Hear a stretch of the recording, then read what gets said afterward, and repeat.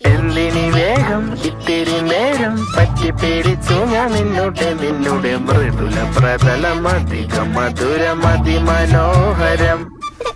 മാനത്തെ അമ്പിളി ചേലത്തെ കൊമ്പിളിൽ കൊണ്ടുവരാനായി സാധിച്ചില്ലെങ്കിലും കാറ്റിലും കോളിലും കൂട്ടു പങ്കിടാം ഞാൻ മതി വരുവോളം.